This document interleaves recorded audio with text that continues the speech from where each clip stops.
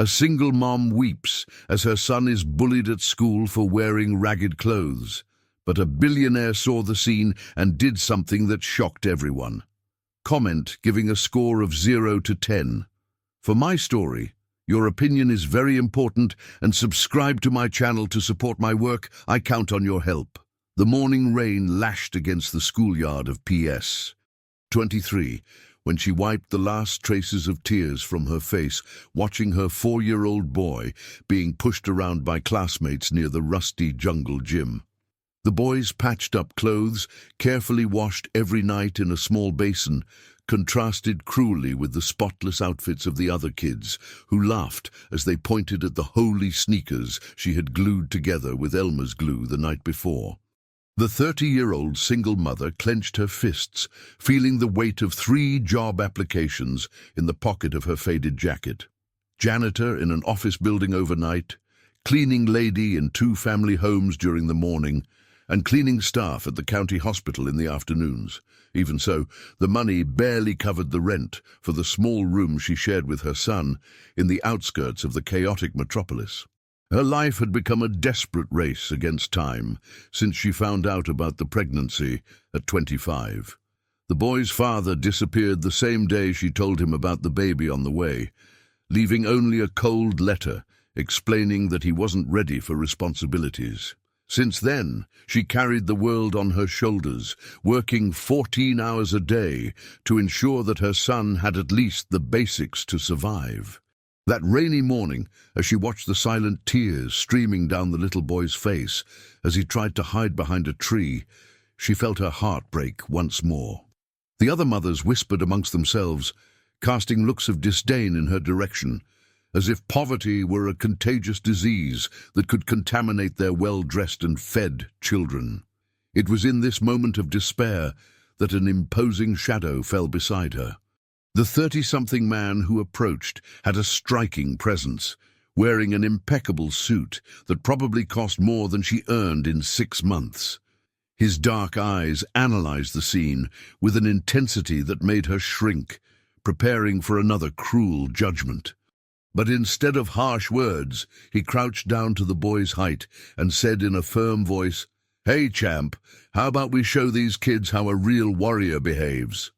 The owner of one of the largest construction companies in the metropolitan area, known for his coldness in business and movie star looks, surprised everyone by addressing the children who were mocking the boy. His natural authority made the little bullies back down immediately as he helped the boy up and wiped the mud off his clothes with paternal care. She stood paralyzed, watching this powerful stranger treat her son with a gentleness she had never witnessed from any man. The handsome businessman, famous for building skyscrapers that dominated the city skyline, kneeling in the mud to comfort a poor child. The scene seemed unreal. "Are you his mother?" he asked, turning to her with a smile that completely transformed his serious expression.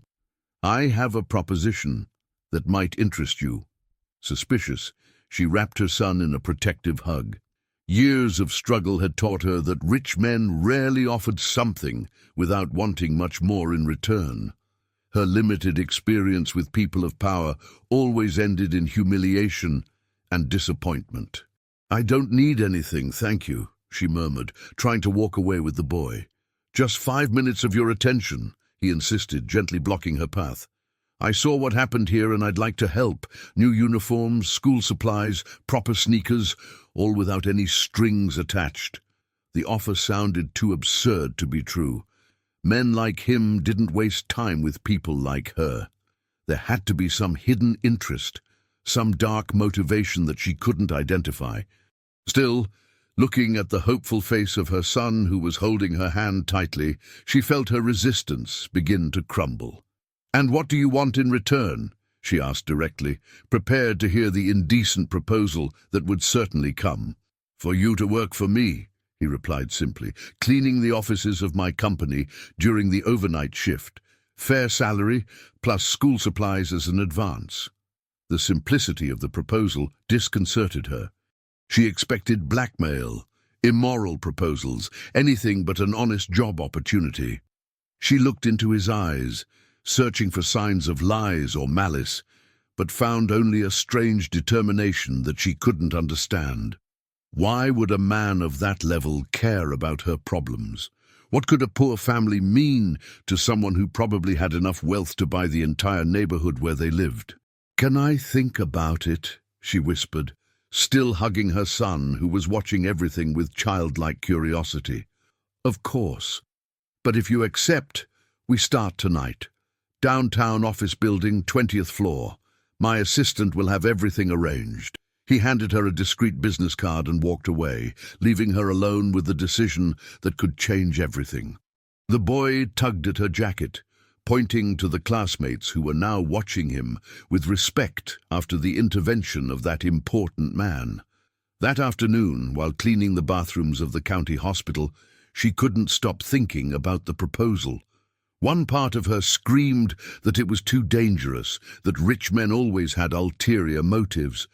But another part, tired of seeing her son suffer, whispered that maybe this was the chance she had been waiting for. At nightfall, after leaving the boy with the elderly neighbor who watched him for a few bucks, she found herself in front of the imposing glass and steel building in downtown. Her hands trembled as she pressed the elevator button, carrying only an old bucket and basic cleaning supplies. The 20th floor greeted her with a luxury she had never imagined: imported marble, fine wooden furniture, works of art that were probably worth more than her entire life. And there, alone in his office, even after business hours, he was. He looked up from the documents scattered across the desk when she hesitantly entered the office, carrying her cleaning supplies like a fragile armor against the intimidation of that environment. The soft light from the lamps created shadows that danced across the walls, covered in diplomas and photographs of the grand works his company had built over the years. "I didn't think you'd come," he said with a half-smile that she couldn't interpret. "Security has instructions to clear you every day at 11 at night." For the first few weeks, she worked in absolute silence, cleaning every surface with a dedication that impressed even herself. She needed to prove that she deserved that opportunity, that she wasn't just another person trying to take advantage of someone else's generosity. Each polished piece of furniture, each spotless window, was a silent declaration of her dignity. He remained in the office every night, claiming to have urgent work that required his personal attention. But she began to notice that his eyes followed her discreetly as she organized the shelves of law books or wiped the marble floor with precise movements. His presence made her nervous, but also curious about what such a powerful man thought as he watched her work. In the third week, when she accidentally knocked over a stack of important contracts, scattering papers all over the floor, she prepared to be fired. Instead, he got up from his executive chair and helped her pick up the documents, his hands briefly touching hers during the process. "Relax," he murmured, noticing how she trembled. "They're just papers." "For you, maybe," she replied without thinking, immediately regretting the audacity. "Sorry, I shouldn't have." "Shouldn't have what? Your own opinion?" He stopped picking up the papers and looked directly at her. "Talk to me. How is your son adjusting to school?" The question caught her off guard. She expected to be reprimanded for carelessness, not questioned about her personal life. For a few awkward minutes, she told him about the improvements in the boy's situation since he received the new uniforms and supplies. The other children had stopped making fun of him, and the teachers began to treat him with more attention. "And you? How are you feeling?" No one had asked that question in years. The simplicity of the words almost made her cry right there, in the middle of that luxurious office. She had spent so much time focusing only on survival that she had completely forgotten about her own feelings and needs. In the following weeks, conversations during work became routine. He told her about the constant pressure from the partners of the construction company, always demanding greater results and riskier decisions. She talked about the dreams she had abandoned, studying education, owning her own home, maybe even finding a man who truly loved her instead of running away when responsibilities arose. "Why didn't you ever remarry?" she asked one night, cleaning the huge windows that offered a panoramic view of the illuminated city. "Difficult to trust people when you have money," he replied, spinning an expensive pen between his fingers. "My ex-fiancée made it very clear that she was only interested in the wealth.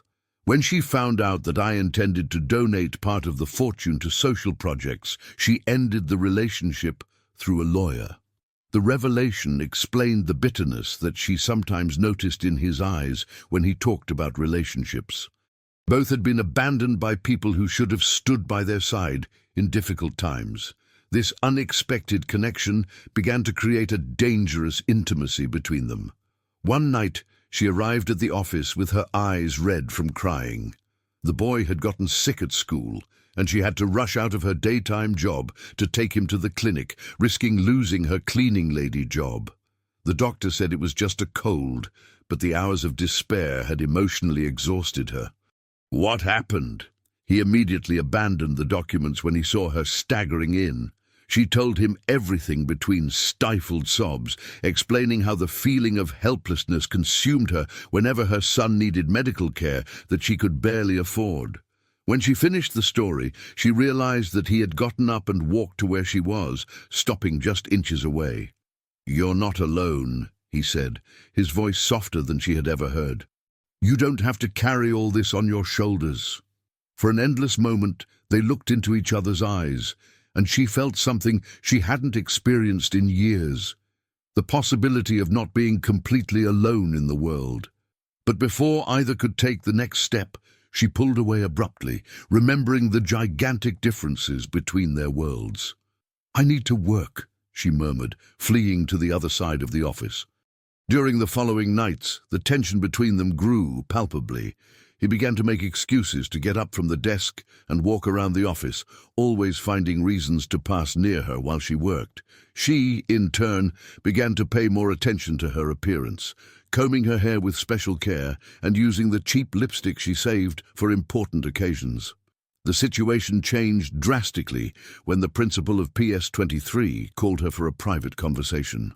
The middle-aged woman, known for her rigidity and social prejudices, insinuated that there were rumors circulating about her new nighttime job and that this could affect the reputation of the institution. "I know you need to work," the principal said with false understanding, "but maybe it's better to look for something more appropriate. Some families are commenting about the situation, and that's not good for any of us." The humiliation burned like fire in her veins. Even trying to do everything right, even working honestly to support her son, she was still judged and condemned by people who had never spent a single day in her situation. That night, she arrived at the office, visibly shaken. "I'm going to have to stop working here," she announced, as soon as he looked up from the documents. "What? Why?"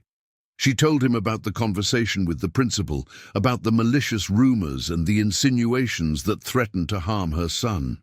As she spoke, she watched his expression change from surprise to a cold anger that she had never witnessed.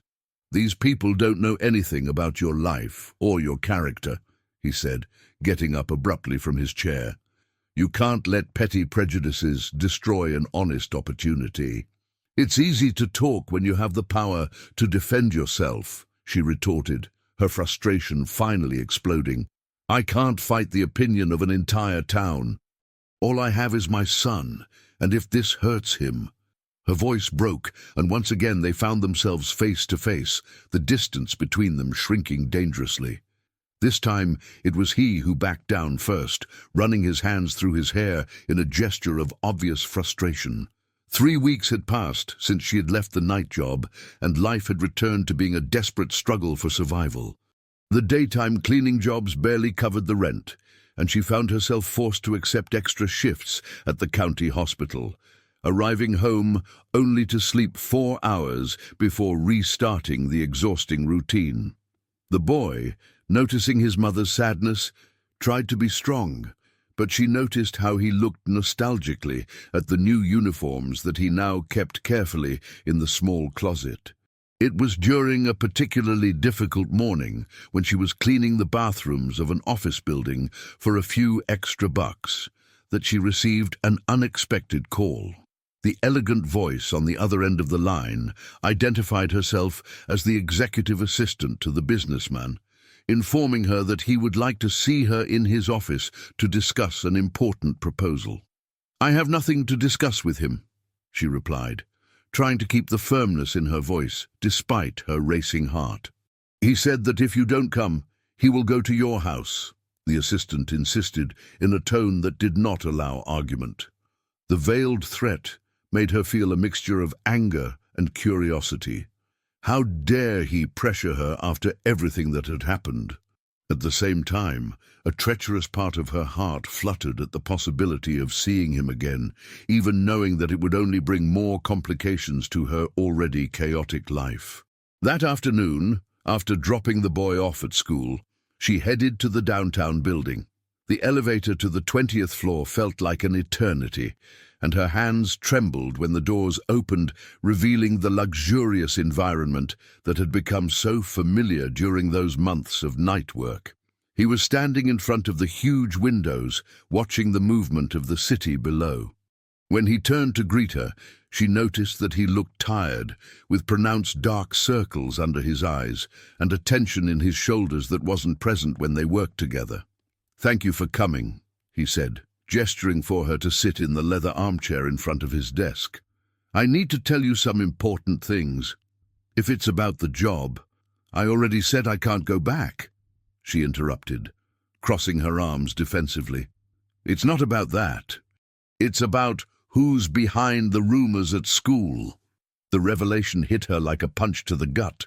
During the last few weeks, she had assumed that the malicious comments were just the result of people's natural prejudice, but his serious expression suggested something much more sinister.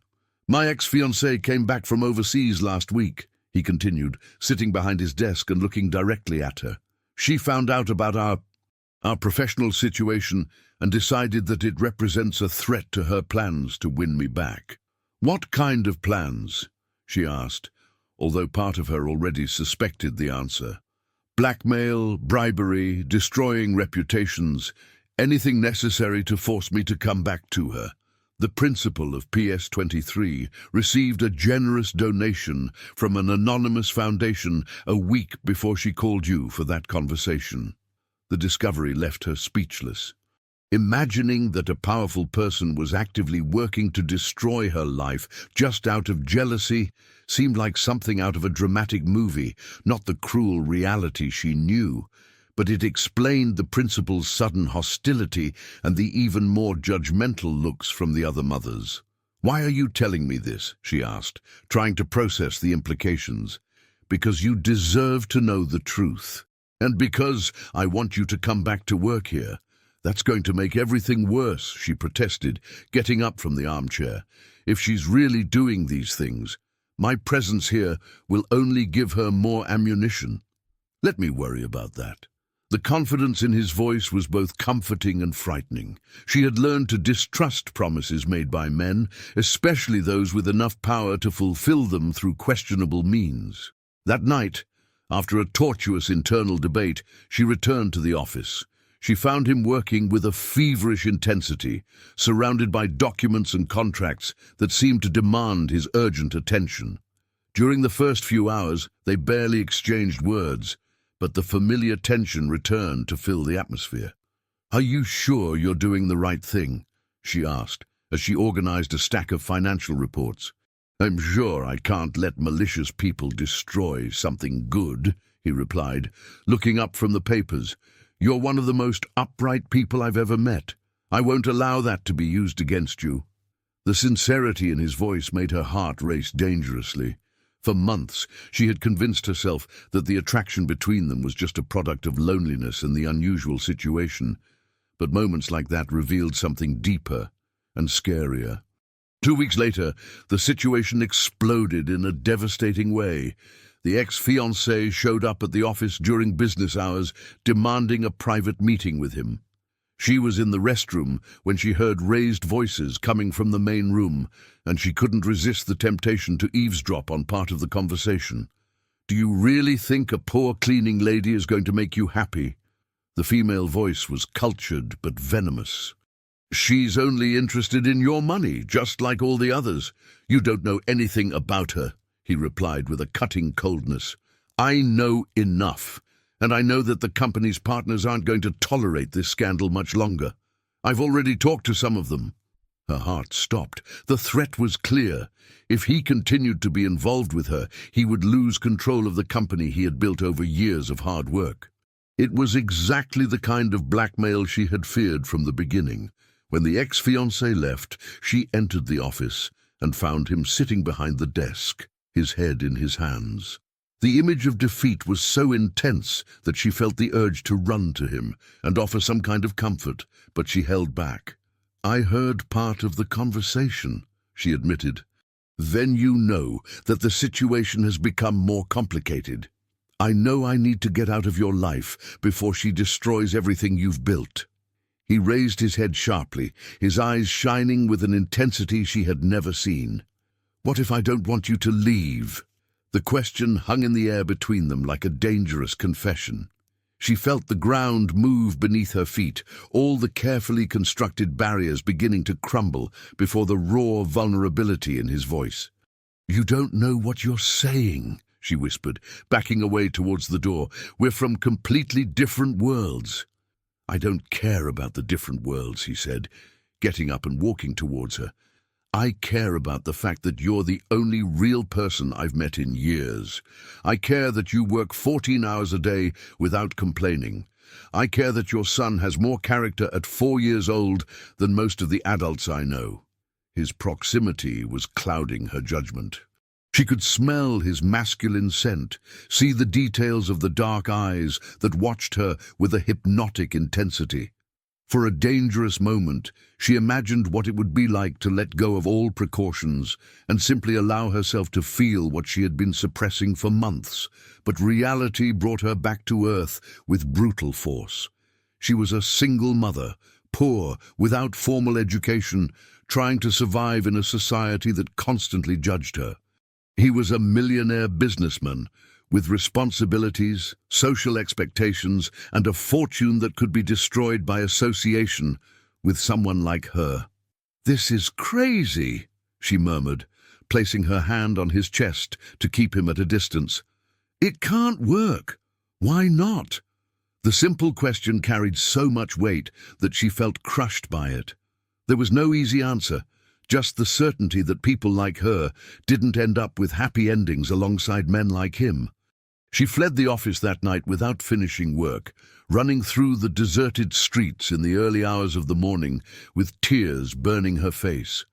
His confession echoed in her mind like a dangerous song that she couldn't allow herself to listen to. For 2 weeks, she avoided returning to the building, making up excuses for the assistant who called insistently offering alternative schedules. Life returned to the desperate rhythm of before, but now it carried an additional weight, the longing for something she should never have allowed to grow. The boy constantly asked about the kind man who had helped them, and she didn't know how to explain that some people enter our lives only to show us what we can never have. It was during a chaotic morning at the county hospital, while cleaning blood from the emergency room floor, that she received a call that would change everything. The voice on the other end was unknown, professional, identifying himself as a lawyer from a downtown office. "Ma'am, I need to inform you about a sensitive situation involving forged documents and false accusations made against you. My client would like to meet with you today to explain the details." Her heart stopped. Forged documents? Accusations? Her mind immediately raced to the venomous ex-fiancé and her veiled threats. What kind of trap was being set now? That afternoon, she found herself once again in the elevator of the mirrored building, but this time accompanied by a serious lawyer who carried a briefcase full of papers. When the doors opened on the 20th floor, he was waiting, but his expression was different, a mixture of contained anger and steely determination. You need to know what she tried to do, he said without preamble, gesturing for her to sit down. My ex-fiancé forged documents suggesting that you stole valuable objects from the office. False security reports, bribed witnesses, a complete plan to destroy your reputation. The revelation hit her like a tsunami. Not only was she being harassed, but someone had orchestrated an elaborate plan to criminalize her. The feeling of vulnerability was overwhelming. How could an ordinary person defend themselves against someone with unlimited resources and a lack of scruples?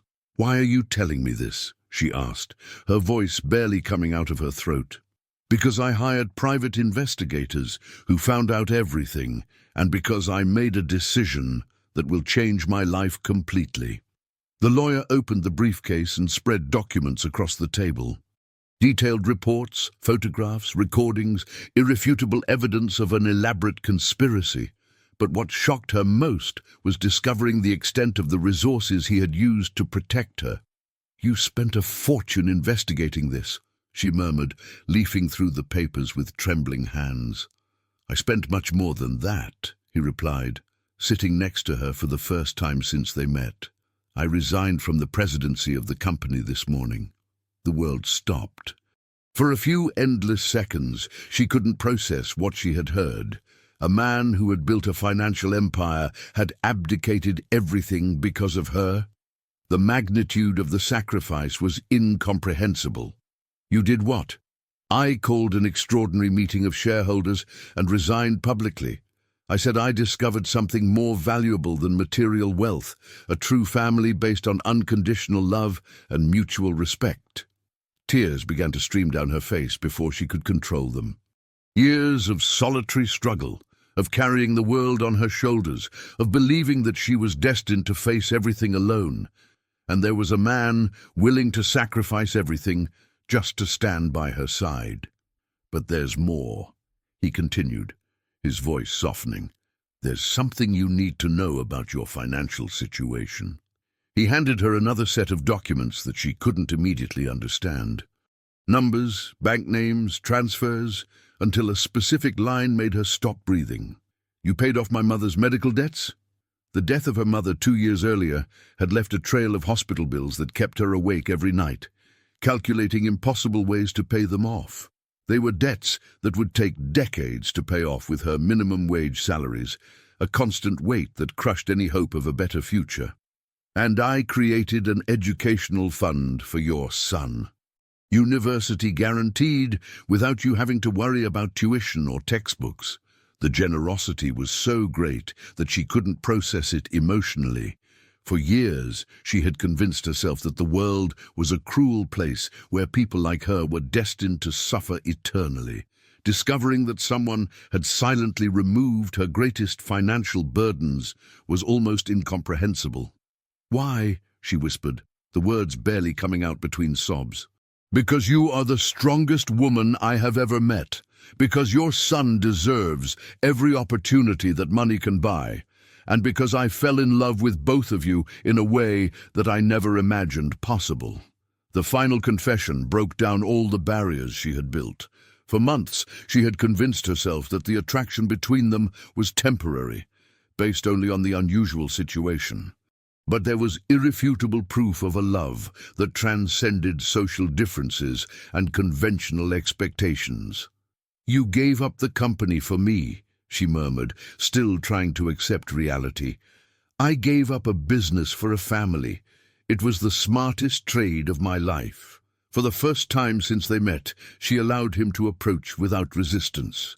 When he gently touched her face, wiping away the tears with his thumbs, she felt something she had forgotten existed, the feeling of being truly protected and loved. "And now," she asked, placing her hand on his, "now we start over, together." In the following months, they built a life that neither had imagined possible. He opened a small construction company specializing in affordable housing, projects that offered decent homes for working families like she had been. She became the administrative manager of the company, discovering a natural aptitude for organization and customer relations that surprised them both. The boy flourished in a private school where he was respected by his classmates and teachers, but never forgot the lessons of humility and gratitude that his mother had taught him during the difficult years. In the afternoons, he played in the small but cozy office of the new company, treating his stepfather with the natural affection of a child who had finally found stability. The house they bought was simple compared to the luxury he was used to, but it was filled with something that money had never been able to buy, the warmth of a true family. On Sunday nights, they cooked together while the boy told them about the events of school, and she finally experienced the peace of not having to constantly calculate whether the money would be enough for basic needs. The ex-fiancé tried to sue the company for breach of contract, but the lawyers discovered that her own crimes of forgery and bribery left her in a vulnerable legal position. She disappeared from the city as quickly as she had returned, leaving only the trail of a failed conspiracy. 6 months after the restart, on a golden autumn afternoon, he found her in the small garden behind the house, watching her son play with a dog they had adopted the week before. The simple domestic scene made him realize that he had found something that all the riches of the world could never provide. "Any regrets?" she asked, leaning on his shoulder. "Just one," he replied, hugging her by the waist. "I should have made this decision much sooner." The life they built together proved that true love knows no social barriers or economic differences. They transformed obstacles into opportunities, prejudice into motivation to grow, and loneliness into a deep connection that sustained all the challenges of everyday life. Years later, when they told their story to the boy, now a teenager, he always asked what had been the moment they knew it was true love. She would answer that it was when she realized that he saw her not as a poor cleaning lady, but as a courageous warrior. He said it was when he discovered that she loved him not for his money, but despite it. And so they proved that sometimes the most impossible happy endings are the only ones that are really worth fighting for.